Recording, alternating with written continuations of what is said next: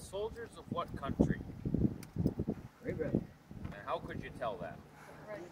The red coat. Now it is true that this is a red color, but it's not necessarily a bright scarlet red. And that's because we're not officers. We're enlisted men. So we would have this brick red color.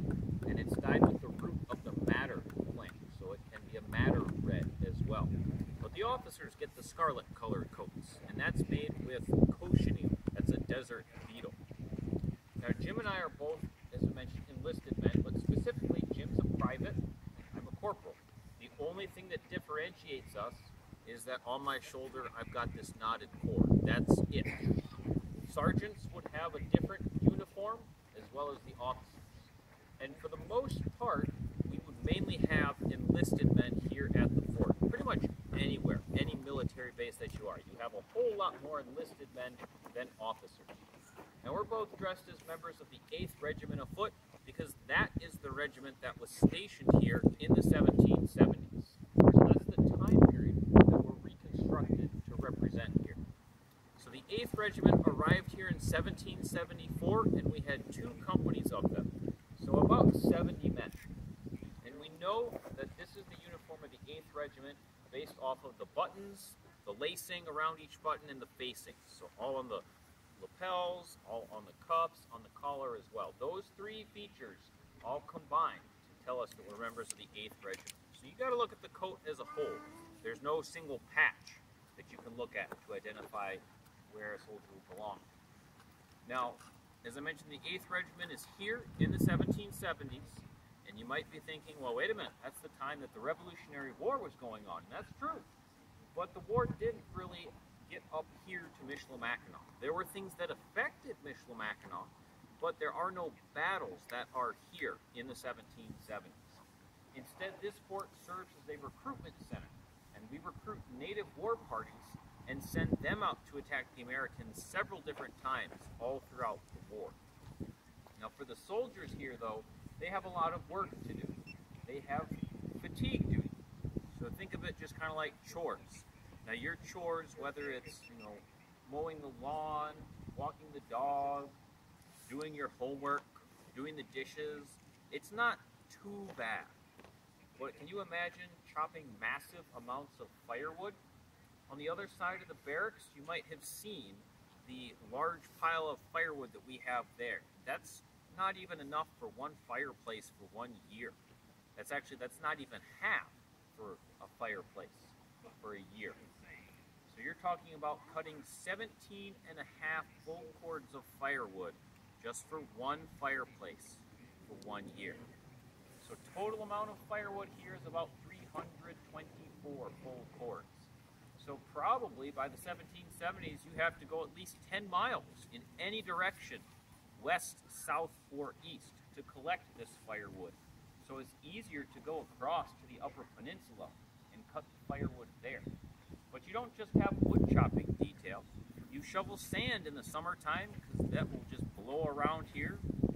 So you have large sand dunes against the walls, which isn't very good for defense. In the wintertime, it's not sand, it's snow. Yep, and no snow blowers to remove those 17-foot piles of snow. You can tend to gardens here in the fort, keep up the various government buildings, but we had very, very few government buildings here in relation to the number of civilian buildings. Because the civilians here far outnumber the soldiers. So we've got about 70 soldiers, as I mentioned, but total population year-round is about 200 to 300 people. In the summertime, though, things really jump up 2,000 to 3,000 people. So the British soldiers here simply kind of act as the police force of this fort, just to make sure that everything's running smoothly and that this fur trade is running smoothly, because that's the big moneymaker up here. Now, in addition to have that fatigue duty and kind of that police force, you would have soldiers on guard duty, stationed around this fort 24 hours a day, 365 days a year.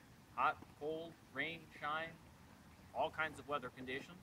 And you would also have soldiers drilling out here, because training is pretty important as a soldier. Now when you're training, you would have a lot of guys out here, and you would be lined up in ranks. And you would move in these ranks. And the reason why you're in these ranks is because of the weapons that you're carrying. So the Shortland pattern service musket, its accurate range is only about 100 yards. So think the distance between the two fort gates, and when you shoot at a target, it's a man-sized target and you hit somewhere on that target. That's because this is a smooth bore, so it's not a rifle. A smooth bore is smooth on the inside of the barrel. So just like you see on the outside, exact same thing on the inside. So there is no spin that's put on the musket ball in flight.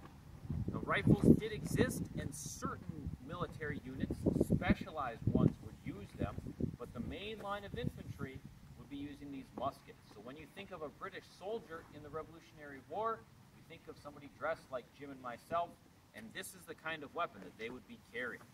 So you have to get fairly close to the enemy because it's not necessarily all that accurate. It also is not all that reliable because of the way that it operates. This is a flintlock. And how this works, right here, this is the lock, and we have a piece of flint along with a piece of steel. So when flint and steel strike together, what's created? Sparks. So these sparks fall down into this pan here, and they ignite some gunpowder in there. And that explosion shoots through a small hole drilled in the side of the barrel to ignite the main charge. That'll propel the musket ball downrange.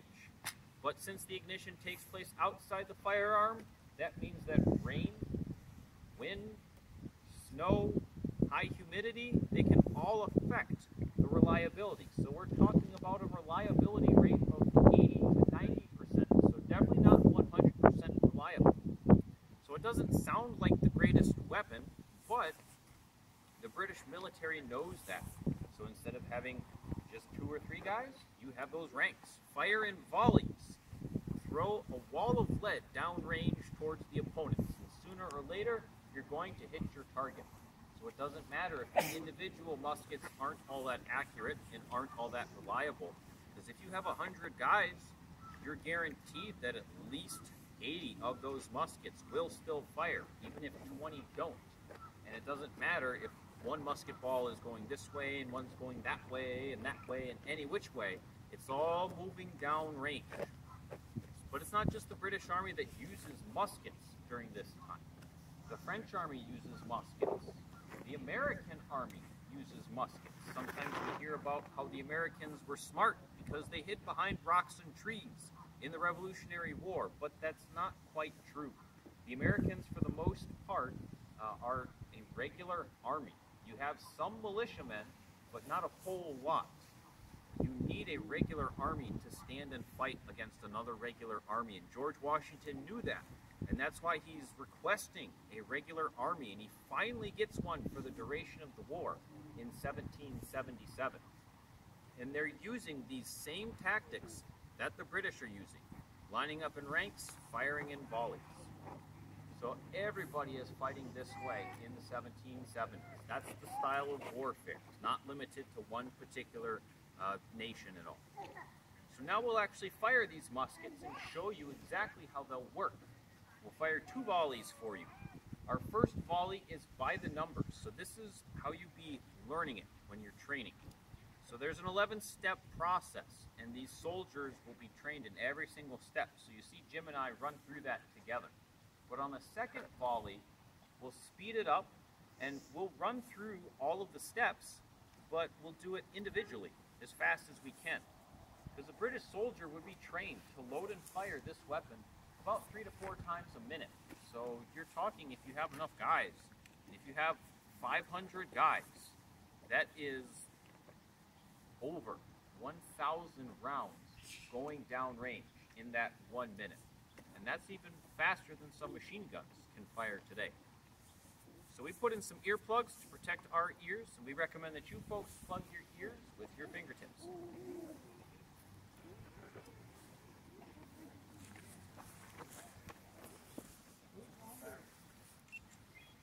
Take care, by the numbers, catch prime and load. Open, pan, handle, cartridge.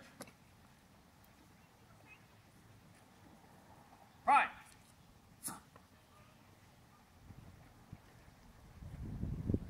Shut pan, cast about, charge with cartridge.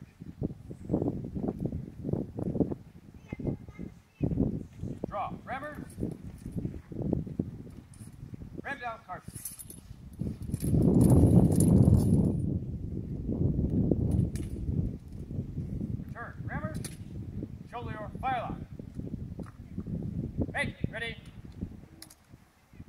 Present. Fire. Prime and low.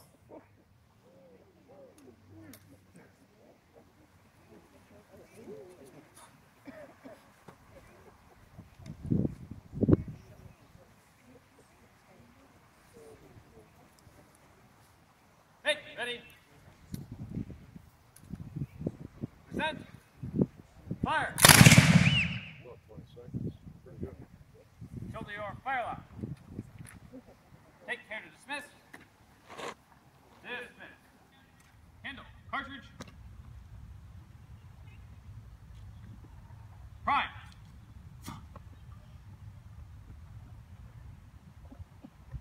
Shot hand. Cast about. Charge with cartridge.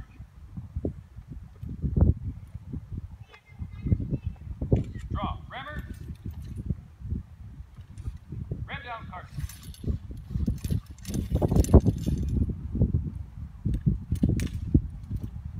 Return. Rammer. Shoulder your fire lock.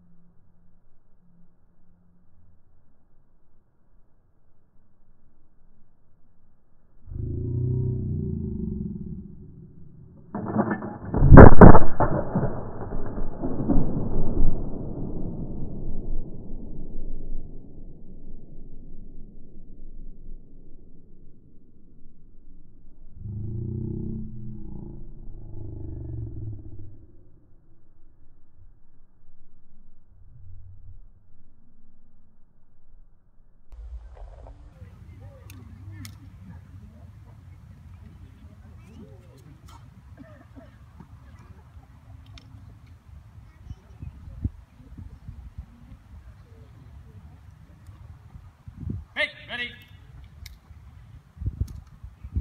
Present.